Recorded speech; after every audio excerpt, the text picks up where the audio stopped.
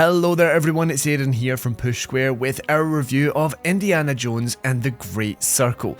Let's see if this former Xbox exclusive has been worth the wait and is worth checking out on PS5.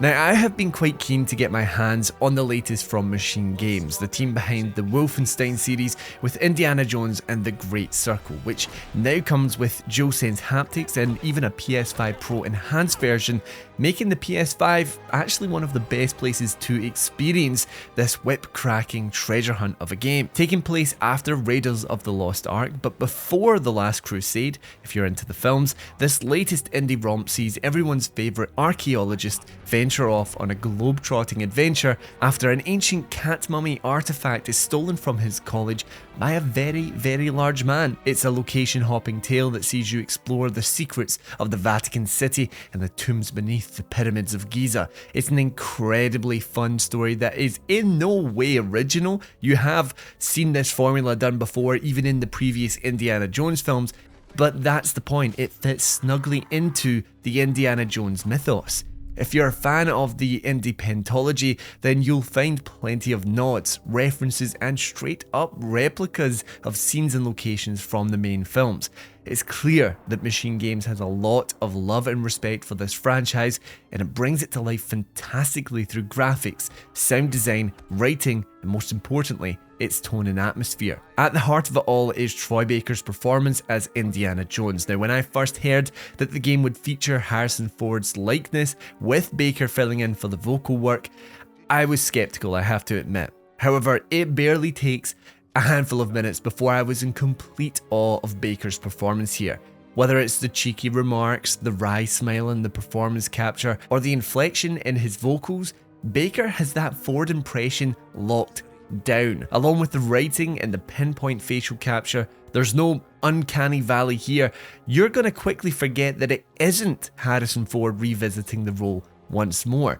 And I have to say, even calling it an impression feels like it's not doing it justice. It's eerily good. It helps too that Baker has a fantastic supporting cast to back him up, with Alessandra Mastronardi as Indy's companion Gina Lombardi and Marios Gavrilis as the nefarious Emmerich Voss, who loves just overpronouncing everything he says. He's such a great villain. Everyone is evidently on the same page when it comes to nailing that old school blockbuster feel. And that old school blockbuster feel carries into the story too, which is fanatical about secret passageways, ancient myths, and expansive mysteries. It has an infectious sense of discovery as you're frequently exploring tombs that haven't been touched in thousands of years, and it really captures that in the visuals. Its central mystery kept me hooked the whole time, and I think that the story takes it to some really cool and unexpected places. Speaking of unexpected though, a lot of people, including myself, were surprised that an Indiana Jones game was going for the first-person perspective. Now, I am not saying that Machine Games should make a third-person game. They're really good at first-person, but certainly Indiana Jones felt a bit more suited to that perspective. Maybe I've just played a bit too much Uncharted. However, from its killer opener, Machine Games showcases exactly why this game works in first-person. The Great Circle revels in all the tiny little details of its environments, from the shadows cast on ancient tomb walls to the expansive vistas of its many settings. It's incredibly cinematic, and there's even a cinematic aspect ratio available for the purists out there. It wants you to get up close and personal, and that's across exploration, puzzle solving, and even combat. Seeing the grimaces across the bruised faces of Nazis that you're punching is impressive all the way through from a visual perspective. Interestingly though, the game briefly switches to third person when you grab a ledge, swing from your bullwhip, or scurry through a small space. Clearly the team still wanted to get that iconic look in with the leather jacket and the fedora. They wanted that in there as much as possible, which does feature prominently in the cinematics. But I really don't think it was necessary to switch in the moment-to-moment gameplay. More than anything, they just stall the smooth feel of the gameplay, which is brilliantly realised through simplistic controls and stellar animations. The game even showcases that iconic silhouette regularly with cast shadows on the walls, so switching perspectives just feels like a way to appease the first-person naysayers. Despite its fine-tuning though, I have to say the gameplay is the most shallow aspect of the Great Circle. It's deliberately approachable, sure, and it's often showing you enough cool stuff that the basic gameplay loop never ruins the experience, but it also never quite satisfies. You're gonna do a lot of sneaking around and knocking out Nazi guards, and the enemy AI, man, these guys need a trip to Specsavers because they take an absolute age to spot you, and even when they do start to investigate, they'll very quickly forget all about it. That being said, once the sneaky jig is up, it'll be a swift grave for Indy. More than 2 enemies can become quite a lot to handle in a fist fight, and when bullets start flying, just a couple of hits will take you out. Now, I played in the medium difficulty, and sometimes when all hell broke loose, it was actually kind of difficult, so the game really does want you to play stealthily.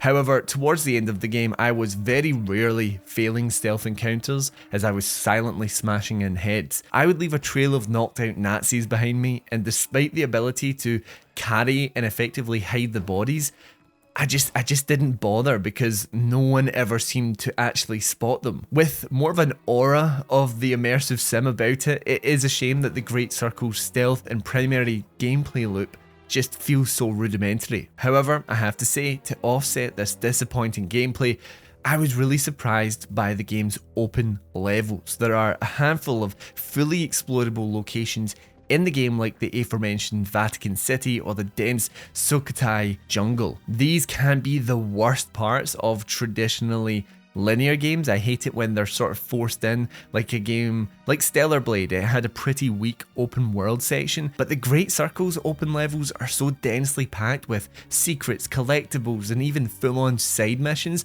that I just had a blast exploring them. The side missions in particular are really worth your time. To me, they felt borderline mandatory to the main campaign rather than pointless little side adventures.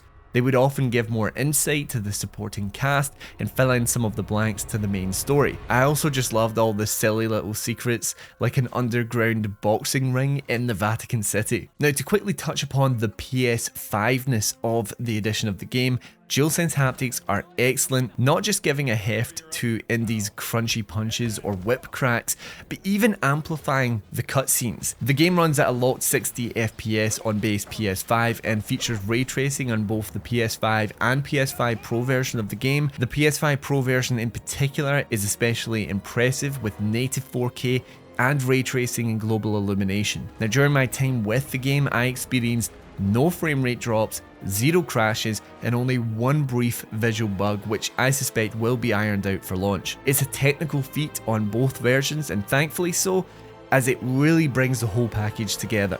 Each of its levels are brought to life with stunning details, and you'll have fun just sort of taking it all in, especially in the more open levels.